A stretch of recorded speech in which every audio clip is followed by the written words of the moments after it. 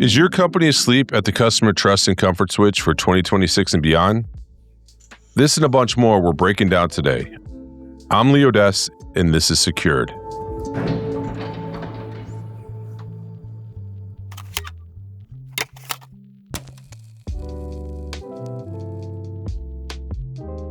All right, got my coffee, gonna dig into this. Let's get into first the news of the week. It's a slower week on the access control side, probably because of IC West, but specifically it wasn't so slow when it came to video and identity. I've got 3 quick breaking stories, and then something I've been wanting to do I'm going to share here. Kind of give a window into the digital watering hole, I like to call it, of this physical security industry, something we have called the Digital PhySec Collective Slack group. It's something where if you're not on there, you're probably missing some of the best conversations happening in the industry right now, and I want to share a little bit about those. But first, let's do the breaking news. So SOS Technologies and Regroup Mass Notifications, they partnered to automate life safety alerts. When a duress alert triggers, notifications go out instantly across SMS, voice, email, mobile push, and desktop. There's no manual steps.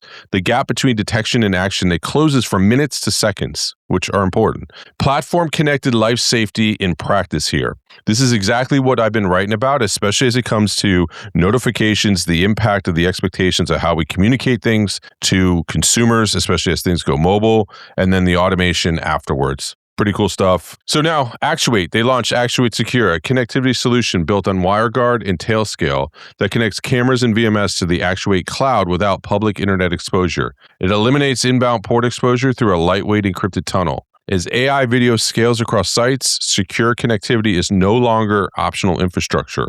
Welcome to the IT world, security. And in the identity side, ID machines. They released a white paper on NFID and its relationship to Aliro. 2 very important things, self-sovereign identity, and then also Aliro, brand new out in the market spec. Check it out. It was put together by Sal D'Agostino, Kabir Maega. You got Zach Clares, Travis Willis, Manish Dalal, and others I respect immensely. It's serious work and it's worth reading. Check it out. And now that a little insider into the PhySec Collective Slack group. Again, this is a free Slack group. If you want to be part of it, let me know. We'll add you to it.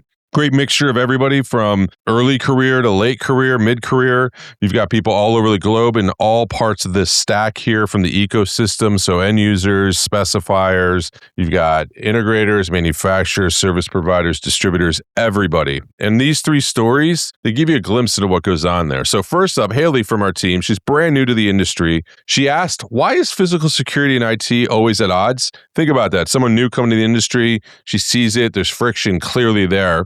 She's been doing a bunch of reading, a bunch of conversations, meeting people, and this is what she walked away with. So nicely, and what happens, people respond. So Andrew Campanola, he had the best answer in my opinion, which was physical security came up through the trades. Credibility came from what you built. IT came up through schooling certification. Credibility came from what you knew conceptually. Same end goal. Totally different languages. Scott Napier called the people who bridge that gap between blue collar and not, they're called blue collar translators. I liked it.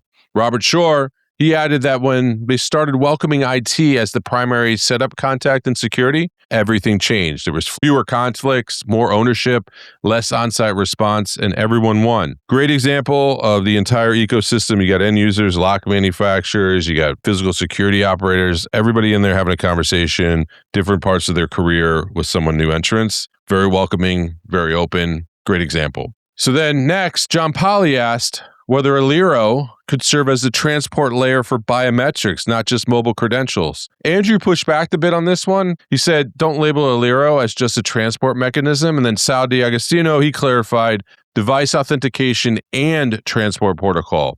The secure element signed device auth can itself be the credential. Great point by Andrew. Great technical debate went on. Exactly why you want to be in the room here and exactly why the CSA with Aliro have done what many others have not. They've created a movement. It shows a bunch of people having this conversation. Show me another standard and another group like this that has. I don't think so. So check it out. Then your third one, your last one. As I mentioned in the opening, is your company asleep at the customer trust and comfort switch for 2026? This came from a question I posed to the community where I said, what are the top 3 concerns an end user has that our industry is asleep on? What are they thinking about? And we had a ton of great responses from Joe King, John Polly, Brian Karras, and more. You had a bunch of technical, products, market condition. It was really smart stuff. Then I shared mine. In my opinion, the number one concern no one is messaging around in our industry when it comes to end users is the fear of bad news going viral.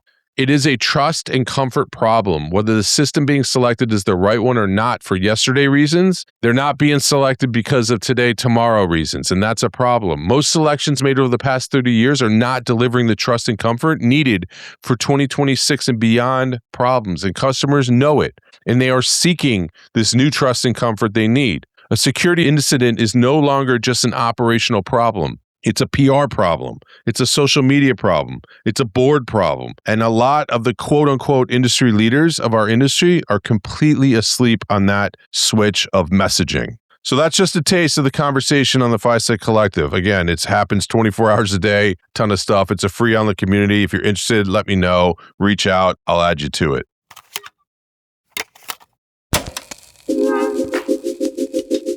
All right, now to the security breakdown and the access control executive briefs. TSB, that's the security breakdown. It comes up this week from Jeff Ciani, the sales director at InterRange. He titled it, "Small Deployments Have Large Potential, and This One Hit Me." The industry celebrates the big wins, the 500-door enterprise rollouts, the Fortune 100 headquarters, but the overwhelming majority of deployments right now are the 2-door office suite, the 8-door clinic, the 15-door light industrial facility. And the integrators serving those customers are not handing off a project and moving on.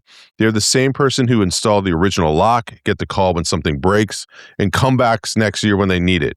That continuity, it changes everything. The part that stuck with me was adoption failure at a small site does not generate a support ticket. It generates a propped door, a shared credential, a system ignored within 90 days. The customer does not call to complain. They just quietly decide the industry is more hassle than it's worth. That is a market problem and a massive opportunity. Jeff, thanks for writing this. Super smart stuff. Now, speaking of smart stuff, brief 137. I can't believe it had 137 of these. Of the access control executive brief, Tony Dong wrote it. And boy, did he deliver. So he talked about depletion industries, industries where the underlying customer base or resource is shrinking. He used big tobacco and big oil, Altria versus ExxonMobil. The argument, structural decline does not have to mean investor decline. Pricing power, cost discipline, and per share concentration can outperform a market that looks like it's growing, but it's diluting underneath. The number that stopped me, Altria's revenue over the last decade is up 4%. Revenue per share is up more than 20. Dividends per share, they nearly doubled. The pie did not get bigger. They just kept cutting the number of slices. Why does this matter to the security industry? Well, hardware first access control, where volumes are under pressure, margins are compressing, and if your strategy is to ship more units, you may be playing the wrong game. Tony wrote about oil and tobacco, but it reads like a brief about our industry. We have to look outside our walls sometimes. The patterns are there. Brief 137 is out. The patterns are there. Take a look at it.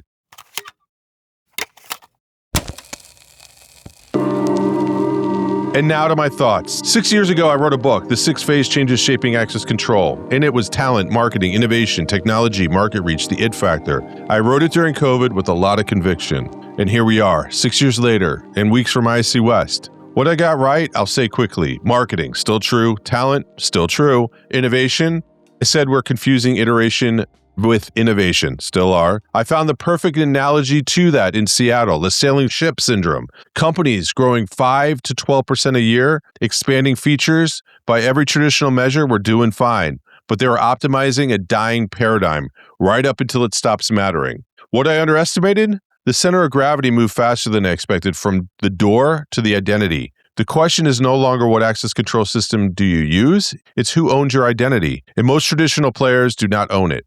They own a shadow database, a secondary system of record that syncs poorly and loses ground every quarter. And AI, I did not fully anticipate it, nor did a lot of people, in 2020. Not the speed, not the depth, the Nokia moment versus Oracle moment framing from episode 3 that I talked about. This is real, and it is now. I keep coming back to whether there is something sitting underneath all 6 phase changes, something that has shifted the assumptions beneath every one of them. If there is a 7th phase, this industry is going to know about it. I have a feeling we will be talking about it somewhere between here at IC West coming up and Birmingham at the security event. That is my thought for this week and something to think about. All right, so next week, I'm home as we prep for IC West, and we'll be bringing all of this to you in Slack, LinkedIn, and our briefs in here. I know many of you are focused on IC West, but let's not forget a short few weeks after that is, just like I talked earlier, the security event in Birmingham. This year, we're bringing back the X Forum, and it got a glow up with an in-booth podcast area called the X Pod.